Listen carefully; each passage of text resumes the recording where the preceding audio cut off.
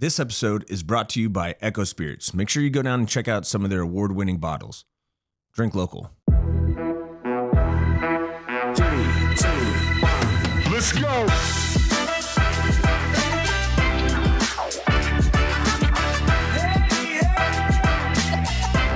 All right, we're back.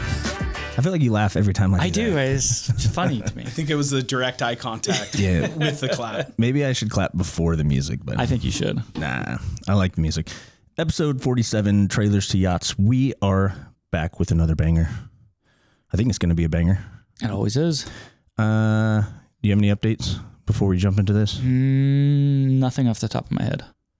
The only update I got is we are hosting our first UFC Fight Night 324 on January 24th. Yeah. Do you know who's fighting? Gaethje and Patty Pimblett. You're going to have to be up on your... Amanda Nunes, and I don't know who she's fighting. Harrison, I think.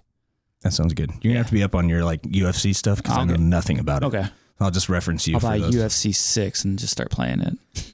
Yeah, sounds good to me. You want to do an inaugural cheers? Yeah. I got nothing in my glass, but it's a tradition. Oh. We have to.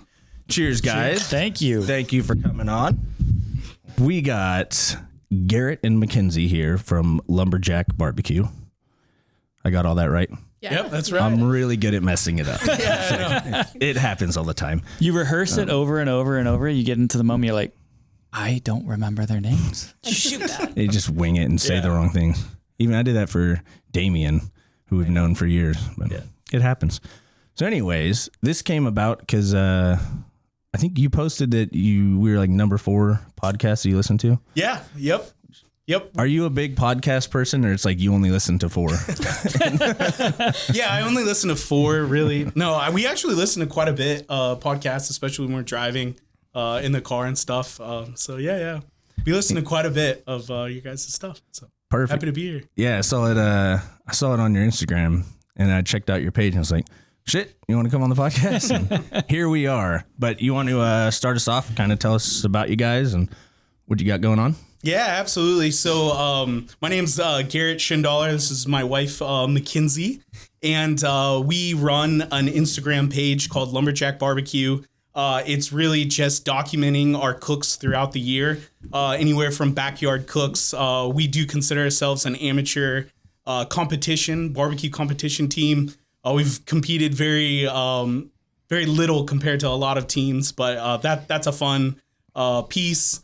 And then we also do recipes and obviously any types of cooks that we do. And then we have a little bit of philanthropy on the side that we do with it as well. So it's, I guess, an Instagram page, really. With a lot of barbecue behind it? Yeah. A lot of food. Do you guys cook for just the competition? Do you do anything outside, like catering or that kind of stuff? We've done a few catering things, super small, like, hey, buddy needs a chicken, buddy needs a brisket, or anything like that, but not like large scale by any means. We have the means to go large scale if you wanted to. I don't know if you saw pictures of the pit that we have. It's not small. Yeah. But that is a level of stress that I would worry a lot about. So I'm like, I don't know if I want to do that yet, but we're always happy to help anybody out that needs something. Yeah, your smoker is massive. It's a 250-gallon propane tank. Sheesh. Yeah, large. Huge. How long have you had that? A little under a year. So this has been very much a year of learning this smoker because it takes a lot of time and energy to of understand as to how to cook on it. And I feel as if Garrett has done a great job really dialing it in. But that said, as we continue to learn how to cook on it, we hope to grow with it is the essential goal. What's the most amount of meat that you've cooked at any one time in it? Well, what's the capacity, I guess? Oh man, you could probably run, it's like 15 briskets at a time, easy on that. So we did. Have you seen it? Yeah, I've seen pictures of it, but so we did for our daughter's birthday. Like we have a little one that turned 1 in September. So we did a pretty big. We did 75 pounds worth of meat, and then we did 40 pounds worth of smoked baked potatoes, which the entire top 2 racks were just filled with potatoes. It was pretty awesome, actually. I'm disappointed I didn't get an invite, but Yeah. next year. Next September. Party. Yeah. What were you using before that? Yeah, great question. So I primarily smoked on drums, and then we had a Weber Smoky Mountain that I've had for like 13 years. It essentially is a bullet smoker. So it has charcoal underneath that you put wood chips, wood pellets, and then you just light a couple of coals in the middle and it slowly burns out. And then above that, it has a deflection plate that you fill with water. And then it has multiple pans above it. You don't have to fill it with water, like poultry, anything with like a skin. You don't put water because it won't crisp up. And then it just deflects around it and kind of slow cooks that way. So that's what we used before. And then we had like I've used pellet smokers. I've used green eggs and things like that, but that was my primary. Okay. Now, are you professionally trained, or is this something you just kind of taught yourself? You're like, I want to learn barbecue. Yeah, YouTube. Yeah, Heck yeah. Yeah, YouTube. How to barbecue right. Jeremy, the Mad Science barbecue, Jeremy Yoder, a lot of those guys. Yeah. A lot of videos, a lot of research, a lot of trial and error. A lot of messed up briskets. Dude, we have one specifically that we call Peppergate. Yeah. I've made some bad food. I've been there. It's embarrassing. But that's how you make good food. Yeah, exactly. You Yeah. make bad food to make good food. And that's, I think the goal of it all. Yeah, I was smoking jerky back when I was in Washington. I had a Green Mountain grill, a little smoker, and I was making jerky. First time I made it was great. Second time I was playing Call of Duty and drinking, and I forgot I was making jerky for like an extra 4 hours. It's terrible. I still ate it, but it was... Oh, yeah. Yeah. Dusty. I sold the smoker. That's fair. Yeah. It's a time commitment. Yeah. Anything that you're cooking on it, like the fastest thing like we could probably do is chicken. We like have them up, and like that's maybe 2 hours. Well, chicken wings. Yeah. Do chicken wings in like 45 minutes. Yeah. Ooh. Yeah, we crank that, like we can get that thing pretty hot. Yeah. Which is pretty unbelievable how big it is. But yeah. I think the fun thing and the hard thing about barbecuing is every time you cook, you're going to get a different cook. Like it'll never be consistent. And I think that that's the fun part of it, because the environment is such a factor. Like the weather, the time of the year, like all of it plays in. So you're like, all right, I have a good recipe. I know what I'm doing. I understand this meat. But if the cut of meat is a little off or a little different, if you don't trim it exactly the same, or if the weather is completely off or it shifts on you, the wind, geez, who knew wind was such a factor. So I think that's, to me, like the coolest part about cooking meat on a smoker. Elements. Have you also been cooking for 12 years? Not 12 since I've met Garrett. Yeah. I've just kind of dipped my toe into this. Okay. Yeah. Oh yeah, she's in it. Yeah. Like don't let her lie to you. And my favorite thing, and I always like say this, so she used to be a vegetarian. So we got her converted over to the meat side again. So Eat a lot of meat. Yeah. That's like the opposite end, too. yeah, that's pretty unbelievable. Straight to barbecue. Yeah. Have you watched that show? It's called like Pitmasters or something, Yeah. the competition. You Yeah. can try to go on there? So that's actually how I got into it. So directly after college, I graduated from Muskingum University, an hour east of here. Shout out Muskies on that. But after college, had a job. And I'm like, I don't really want to get into the bars as much as I was before. So I started watching like the Food Network, and I got sucked in that barbecue pitmaster show. You got like Tuffy Stone and Myron Mixon and Big Mo Cason and like all those guys. And I was like hooked. All my buddies, we sat around and just watched it. And then that's kind of where it started. Like, well, we could do that. Like, why not? We could do that, you know? So we went out and bought little dumpy smoker and literally had it running in a buddy's garage. Like, you know, because we're like, it was super cold and we're like, oh yeah, we can do it. Oh, it was horrible. I think we got the very first cut of meat we ever smoked was it was a beef tenderloin. Because I'm like, yeah, that's like the same as a pork shoulder. Like, yeah, same, you know, I had no idea fat content versus lean and like everything like that, dude. It was like it was a puck. Like when it came out, it was, dude, unedible, but, you know, so what are you going to do? Yeah, it's those guys that are on that competition have like a lot of skill in the ways that they're able to cook under like you're talking about the environment, but they change, you know, you don't have your at-home cooking setup. You know, they changed the way you have to smoke the meat, and you know, different cuts of meats. Pretty intense. Well, in the competition world, barbecue is so interesting because there's so many different facets, and the competition world is obviously one of them. It is wild. It's like the people are so kind, and so you can go around and talk to everybody and ask them, and everybody shares, and it's a really cool environment, but it's very particular. There is a certain type of way in which they want this meat presented. It's a certain way that they want it seasoned and flavored. I mean, it's mouthfeel. Yeah, big time. It's crazy. Yeah. So we, the Barbecue Pitmasters goes around and it follows people in the Kansas City Barbecue Association, and that's what we competed in. So we did three or four contests through that. So that's why we consider ourselves amateurs. Like, we don't want to claim that we're like a full competition team by any means.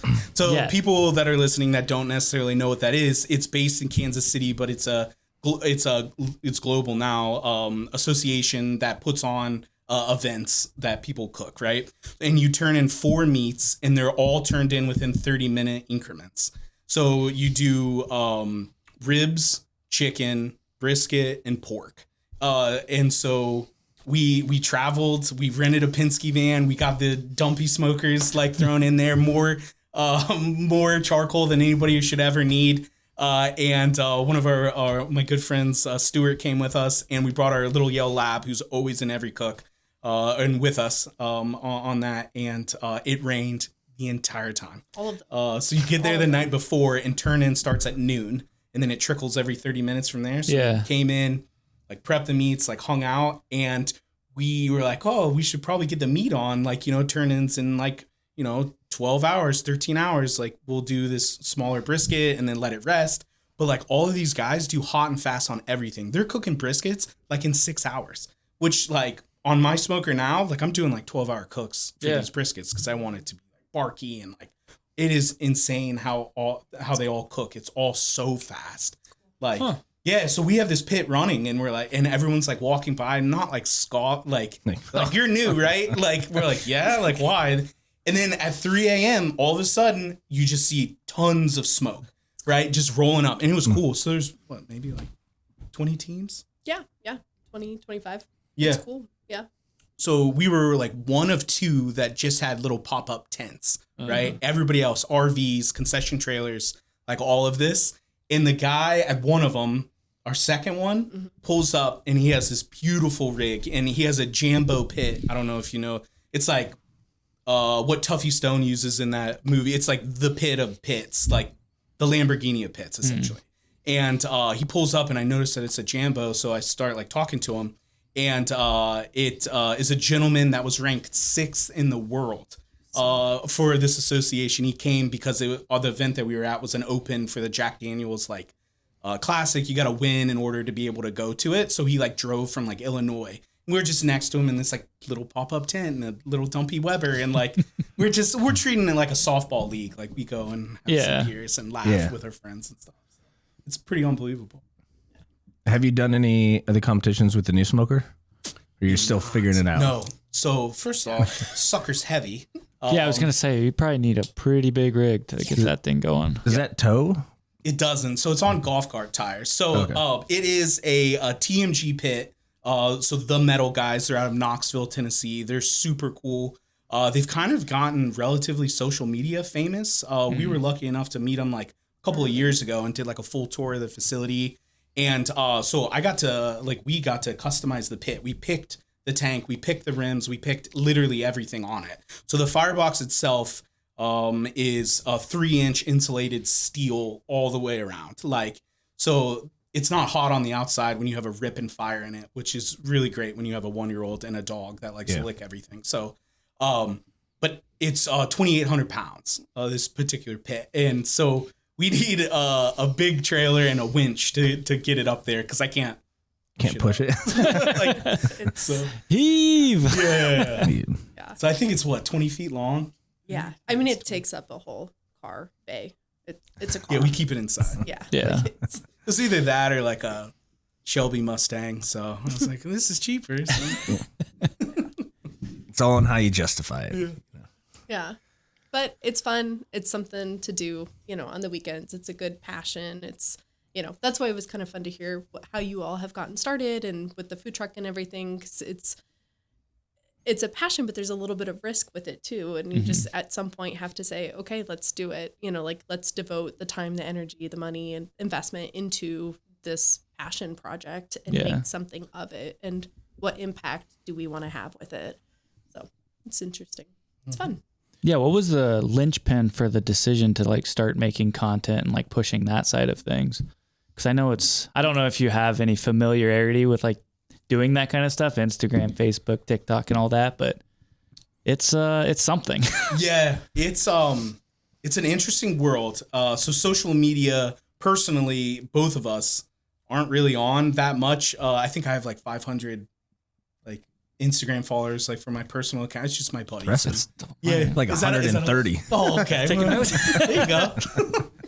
But I think I started seeing people posting things. I was like, dude, I'm way better than that. I would never say that to someone. I'm only positive on social media, but and you were pretty. Hey, you need to at least post these pictures. Well, and the cool thing is the people that you meet through it, right? Yeah. I mean, he posted something, and next thing you know, we're sitting here and having this conversation. And that, I think, is the coolest part about it is, the owner of Hoggies, we had a great interaction with him. You just meet the coolest people. Reaching out, I hit up Rodney Scott's Facebook page or whatever to say, hey, we're coming into town. We're doing a little barbecue tour. Can we come and see your pits? One of their people responded, and next thing you know, we're looking at these stunning pits. So it's just, I think it was an opportunity to open up the door to meet people. And I think that's the best part about the community is, food brings people together. Everybody has to eat, and people like talking about food and people enjoy eating it. So it's just how do we meet people? How do we talk to people? And then I think the end goal is how do we help people with it then after, So that's where I'm yeah, go talk. And he's so social. It's go talk to people. In COVID, working from home. It's shut you down. So it's go talk to people about barbecue. Yeah. I can only hold so much weight talking about it. I'm passionate, but not like this. Yeah. Yeah. So I want to back up a little bit. So Rodney Scott out of South Carolina is literally a barbecue royalty. First off, so he's the first barbecuer to ever get the James Beard Award. So it's a really big deal. So it's low country barbecue. It's whole hog. So he has these beautiful pits that are a different style. So I cook on a Texas style pit. It's a offset. Fires on one side, chamber, stack, airs, the fire's pulled through, but he cooks with the embers and coals underneath it. And so he shovels in coals under the hams and the loins, and then that goes up and it drips down, and it is the best barbecue in the world, in my opinion, that style of cooking. But that's very debatable, in the barbecue world. That's probably as most controversial as it gets. What's better? What style, but I like that. We have the same thing in the burger world. Oh, yeah. Smash is the way to go. Oh, I love smash with the onions. Oh yeah. Yeah, I haven't gone back to regular thick patty burgers. Oh yeah. Why would you? Since we started making them at my house, I was nope, that's pretty good. Yeah, I'm good. Yeah. Yeah, I get it. Yeah. So, do you guys consider yourself a specific style of barbecue? Because I know there's the Texas style, the Kansas City, the Tennessee, there's all kinds of different styles of barbecue. Do you kind of just take a little bit from everything, or is there something you consider more of your core? Yeah, that's a great question. So I think that it depends on every cook, right? Every cook I'm doing or we're doing, it is, okay, what's the recipe that we want to do and what's the outcome? Yeah. But I would say a lot of times I lean towards more traditional. I don't like really sweet things, but she loves. Now, what is traditional versus something else? So, I'm a barbecue novice. I can eat it, but I don't know much about the history and stuff. That's a great. So it would probably be putting on flavor to enhance the meat, not necessarily to mask it. Gotcha. To make it sweeter or hotter, or it's like, hey, this is our meat. That's the star. Let's put our rub on it, salt, pepper, garlic. And then let's use the smoke as a seasoning as well, because that's what it is, to season that meat to enhance it, right? Gotcha. But then you get into like these sweet rubs that are out there, the honey rubs, that stuff.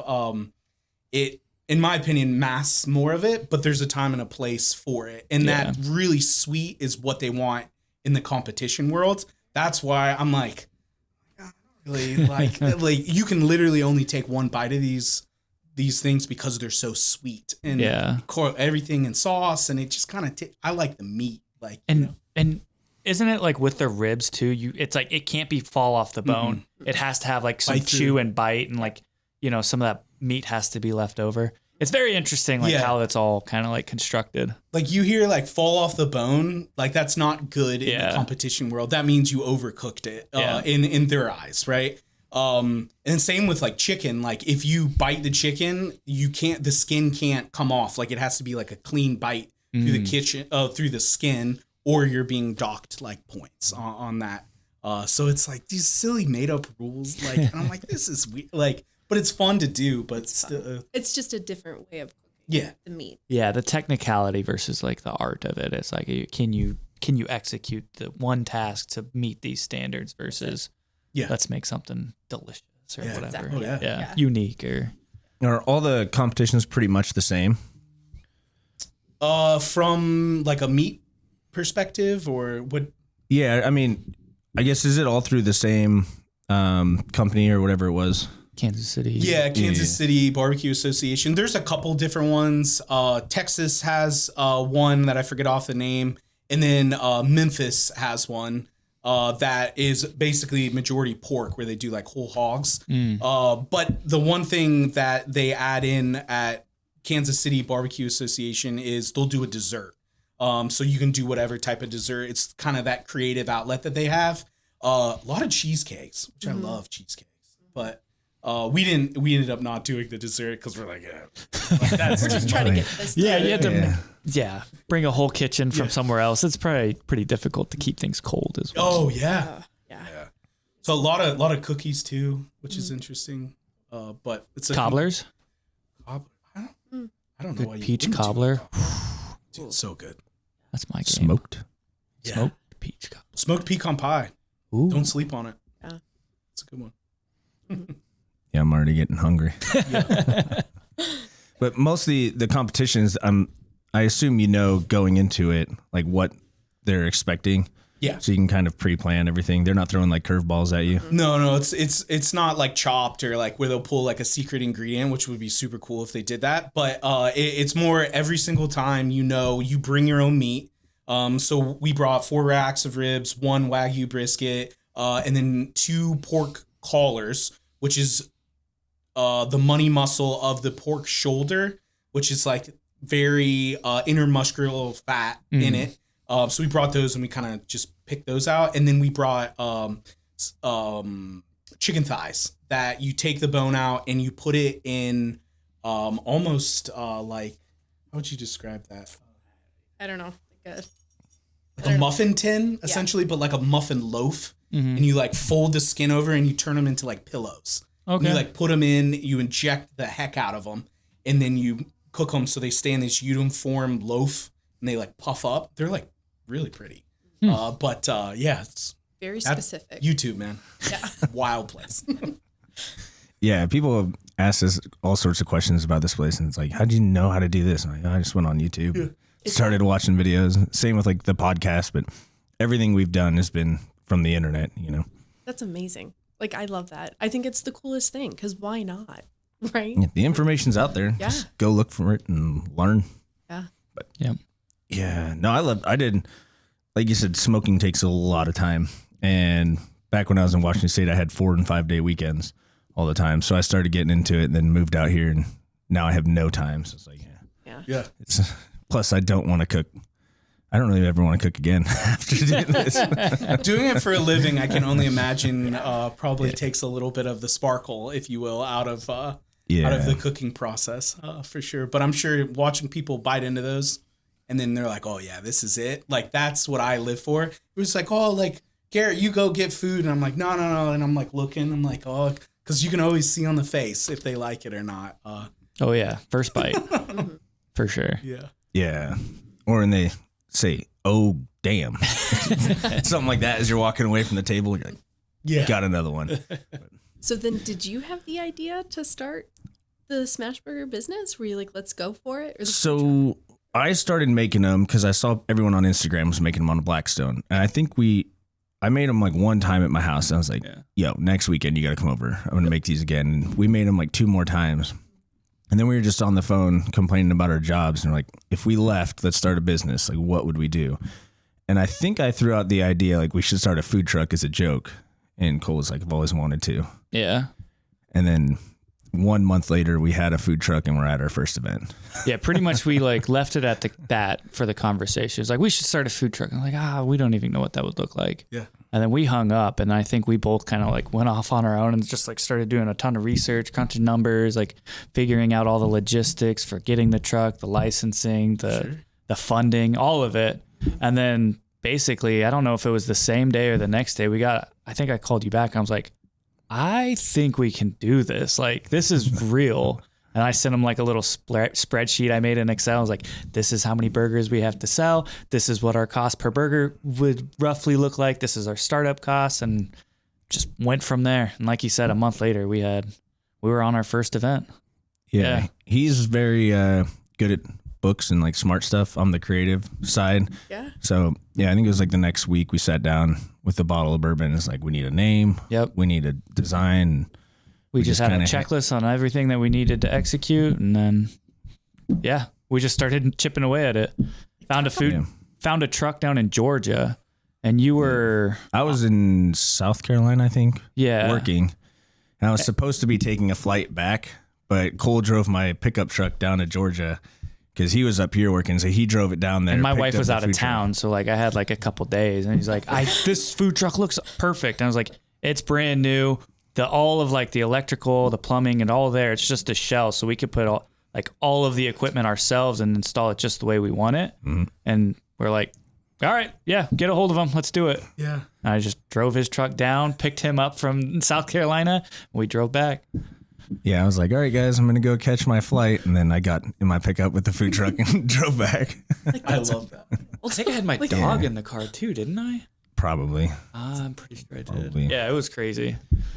Like, talk about doers. I mean, like, it's just impressive. I think it's also the situation we were in. We're like, this is not sustainable. Like, we got to do something. Yeah. And I mean, we've worked for enough people and done enough things where it's like, I just want to do my own thing. And like, you work for enough people that have made it or successful, and you're like, why can't I do that? Yeah. You know, if I put in the time and effort in my own thing, I can make something happen. So I'd rather at least try than just, have hopes and keep working for the man forever.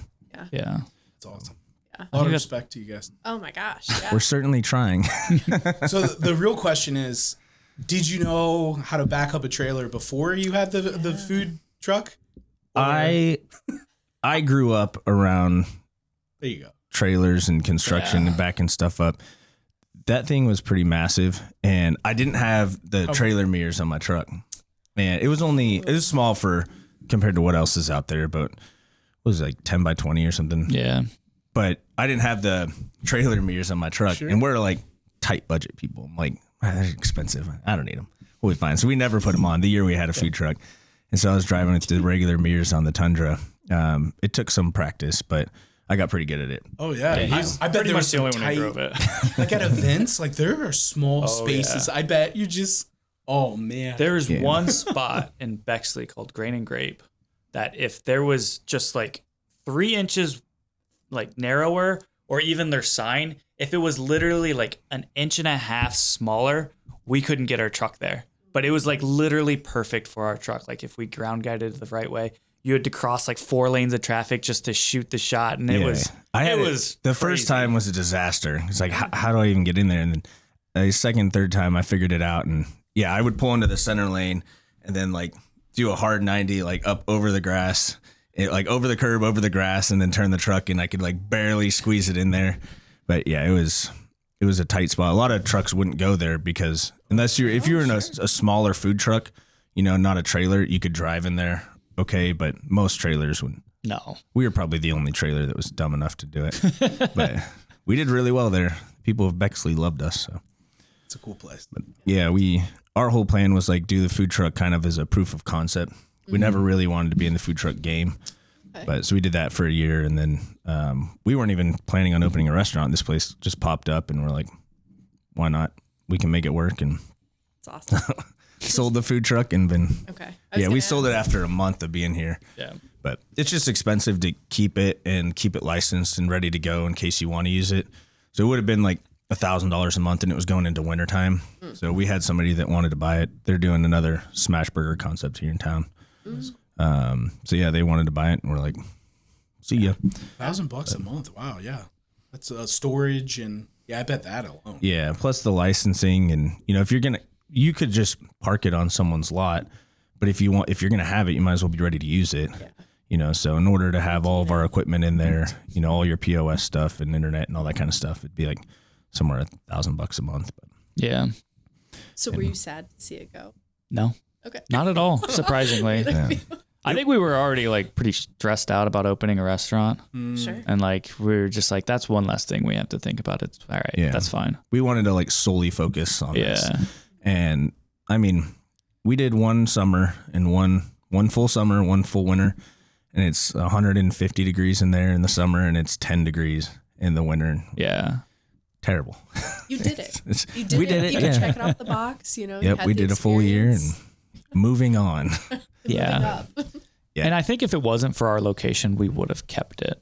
But because we had to have, like, we couldn't park it next to our restaurant, so we couldn't treat our restaurant as a commissary where we're doing all the prep, downloading all the dishes at the end of the night. And it's just a mobile kitchen at that point.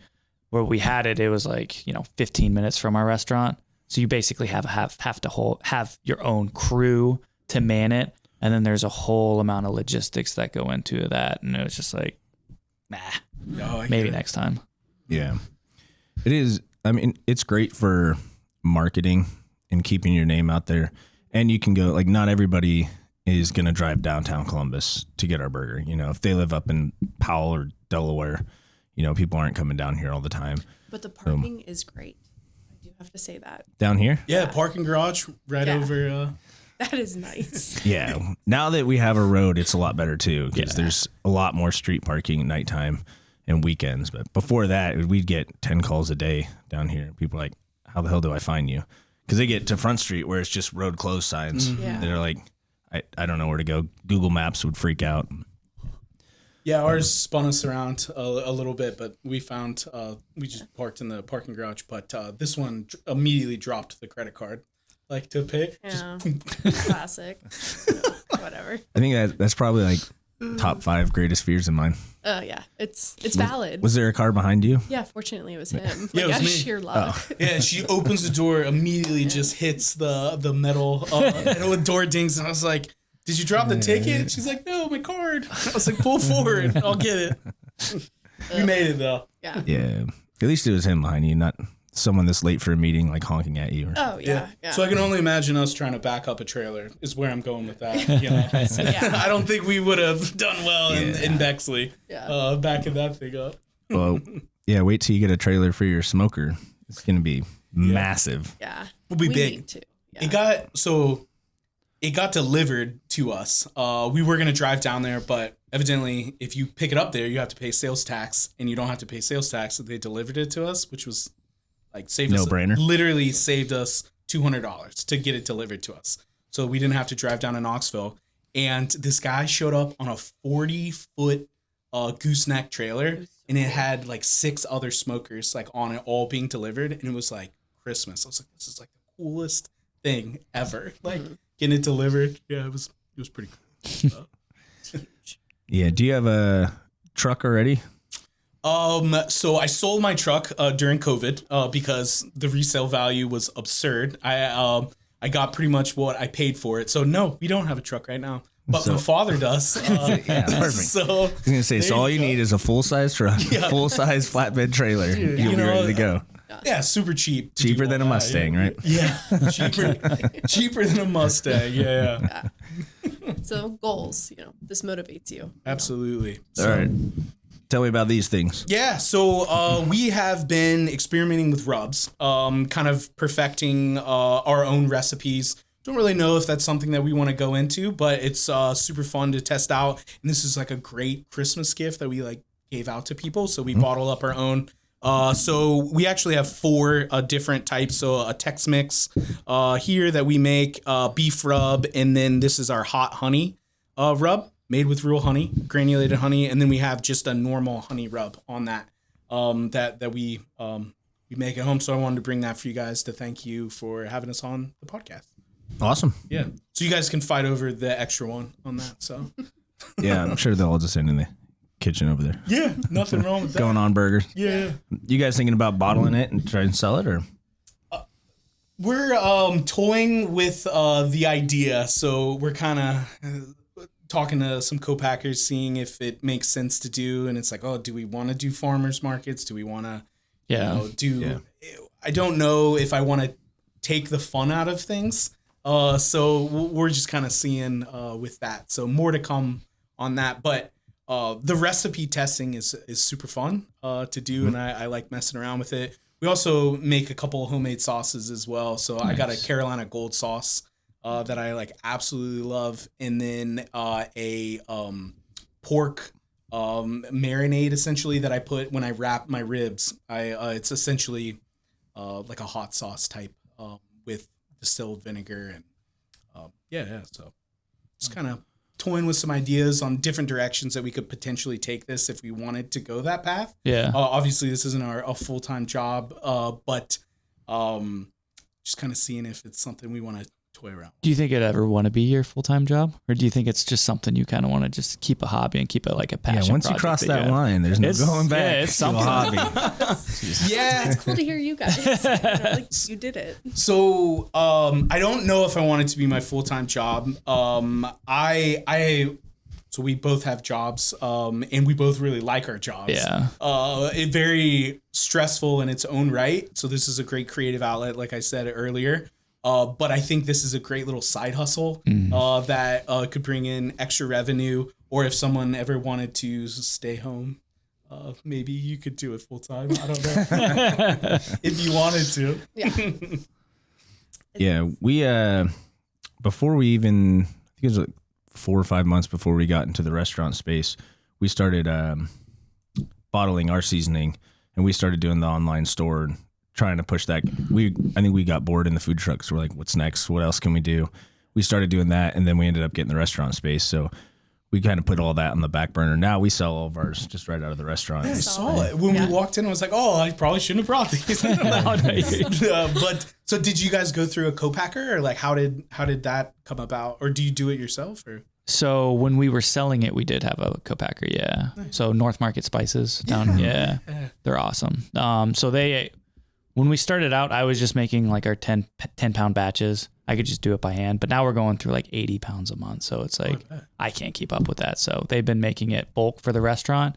And then whenever we need more bottles, we give them the bottles, give them the labels and everything, and they can do the shrink wrap and all that stuff. Oh, that's cool. Yeah, I'll have to reach out to them. I haven't, I saw them like when I was searching. Yeah. But yeah, I'll have to. Yeah, they're awesome to work with. They're very responsive and yeah. Oh, great plug. Yeah. Absolutely. Yeah, I'll give you the details on all our people for like labeling and all that stuff too. If you're interested. Do you guys make any of your sauces? Because I know you always do like your monthly. You guys got some really cool burgers. Sauces are harder to do because it's not cottage law. So with seasoning, you don't have to have the FDA process, and that's, a couple $100 for the licensing, having an agent come out, watching the process. So it makes more sense to do a co-packer. However, to do a co-packer, like that first batch is like $3,000 to $4,000. Mm-hmm. With this, it's just buying the packaging and the product. Mm-hmm. That is just, it's a whole nother thing. And then you have to pasteurize it. So then you have to do a bunch of test batches to make sure after the heating process, it still looks and tastes the same as what you're making in the restaurant. So I've always wanted to do it. It's just like, I don't have $5,000 to just lying around. Sure. Yeah, and it's like going for it. 50 gallons. Yeah, worth that's like of sauce a lot you of the have to give 'em. minimums. So you could be sitting on it for a year. Oh, yeah. Trying to get rid of it. And Yeah. So so throughout this process that I've been reaching out to co-packers and stuff, I'm like, so what's the expiration date? Because I need to know how quickly I have to sell these. Dude, seasoning, like I have seasoning that's a year, like years old. Yeah. They're like, oh, it's 12 months. I'm like, 12 months? I'm like, dude, I got like Old Bay that's 12 years old and that sucker's still ripping. Like, you know, like, so that's been interesting. I was like, man, okay, there you go. Yeah, I think a lot of the expiration, it's just like, you know, the least amount of like, as soon as it gets to the point where there could be any risk, that's when they put it. It's not saying there's a lot of risk. Yeah. It's just saying that's like the 1% risk. And then anything past that, it's not recommended, even though it's such a minuscule chance of anything going wrong with it. Sure. I think. I don't know. I made that up off the fly. yeah, that's what I tell my wife with our milk. I'm like, it's fine. It's A little good. It's Scottish cheese now. Yeah. Not actually, but well, we can probably wrap this thing up. I know you got to get out of here. Can we do a couple quick fire real quick? Yes. Couple quick fire questions? Quick fire. You guys down? Yeah. Yeah. Absolutely. All right. Favorite cut of meat to smoke? Beef ribs for me. Beef ribs? Pork. It's the easiest. Pork? Any kind of specific cut? Just a butt. Butt? Right on. Favorite style of barbecue? Texas style. Texas style? I'd have to say, yeah. Mine too. Texas, yeah. What's his name? Aaron Franklin? Yeah. Yeah, awesome. And my brother and his wife, like they are frequently, her family's from Texas. So whenever I'm down there, eating the barbecue is fantastic. Oh, it's next level. It's a culture. Yeah. Yeah. Best barbecue in Columbus. Ooh. You don't have to say it if you don't want to. Yo, Hoggies. Hoggies? Hoggies Without on a Bethel. doubt. Yeah. Okay. Definitely. Go-tos any from there or everything's good? They're ribs. Ribs? Yeah, he does a really, really good job on his ribs. And his wings, too. He makes his butter in-house. Like, he goes all out. He's just the nicest guy. Like, you just want to support him. Like, and then the customer service is great with all of his employees. Like, they're just Independently owned, operated and everything? Yeah. Oh, I love that. Yeah, he messaged me and asked us to, like, come down to, like, meet him and stuff. And we just chit-chat, just nerded out, essentially, like, what we're doing right now about barbecue. So he has that location, but then he also does a Steak Escape. If you've heard of them, he also owns. I think I have, those. yeah. He's cool. Right on. Yeah. You got any? Quick No, fires? I was not Well, prepared for that at all. Well, we can wrap it up. Those are my I got a quick biggest fire questions I for want to you know. guys. Do you have a favorite burger of yours that you make? Of that we make? Yeah, that you guys make. It's the last burger I ate. Oh, okay. Yeah. It's always the best burger I've ever had. Okay. And I say that a little tongue in cheek, but most of the time it's like literally, I'm like, this is amazing. Yeah, we've done so many like different burgers of the week and specials, and they're so different. It's hard to compare them. So like, I think I have like a top 5 list, Yeah. but it's hard to even remember that. Yeah. who's coming up with these? Like, A little are you bit of guys- everything. So we have like our monthly system now is once a month we have a new creation. And that's me, Jared, or kind of like the whole kitchen. Like, what are we thinking about doing? It's just something creative. Like we've done a chicken marsala burger. We've done a bruschetta burger, like just crazy off the wall stuff. So that's once a month. Once a month, now that we've done like 40 plus burgers of the weeks, one's a repeat, one of the popular ones that people like. And then we have, for another week, we have something in the kitchen where I have a sheet that they can fill out. They can say all the ingredients, price out all the ingredients. And basically, like if you're creating a menu item in a restaurant, this is like the whole process you have to think through. Once they build out the sheets, we'll do that burger. So anyone in the kitchen can take ownership of that. And then they get like $1 for every burger we sell. So that's something that they can do. And then for the 4th week, we do a collab burger. So we find like a local business in the community, which I think we're going to have to do some kind of I'm in. lumberjack barbecue. Yeah. And then, so we do once a week for that. And that's kind of like what we're doing for this whole year now that we have a little bit of more systems in place to be able to do it. It's Yeah. really neat. Yeah. Yeah, we've been talking about doing like a battle of the burger every month because every customer has like a different favorite. Like, you have to bring this one back. We're like, nobody liked that. It was like just you. You're the only one who liked it. But everybody has a different favorite. So we talked about doing like every month putting out like a March Madness style bottle of the burger to let the customers decide what they want, and then we'll just bring that one back. But yeah, best burger of the year kind of thing. Best sales. Cool. Yeah, most of the barbecue style ones always do really well. Yeah, but it's like one of the few burgers that people look at if it has like any bacon, brisket, anything like that on it, onion rings, barbecue sauce. They're like, yeah, I believe it. Yeah.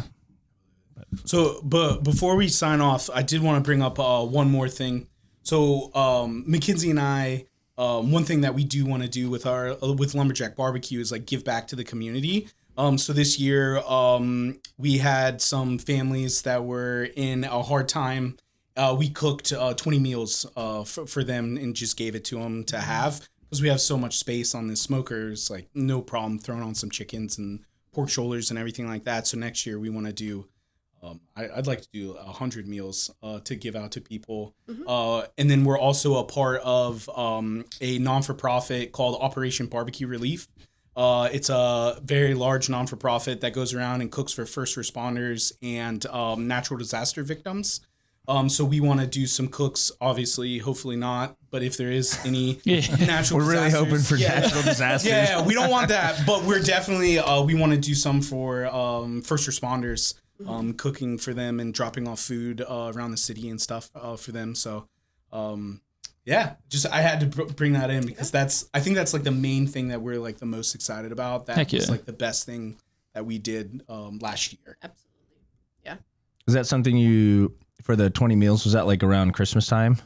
Or is that kind of spread out? It was, people just reach out and it's like, hey, I'm going through a hard time. Like, is there anything that you guys can do? And we're like, yeah, we're more than happy to. And just firing up the pit anyways. There's more than enough room on there. So I went to Costco and just bought as much as I could and vacuum sealed everything up and froze it and gave it to them. Then we also gave them some meals to eat like right then and there. So cool. At 20, I think we can do more than 100. Absolutely. Yeah. I had to learn the pit first before I was doing it because I'm like, oh yeah, we'll bring food. It can't be experimental. I'm never taking free food from that guy again. Exactly. It's like, thanks for nothing. But So that was the last thing that I wanted to put in there. So Perfect. Well, thanks for coming on, guys. Yeah, thanks for having us. Smash you later.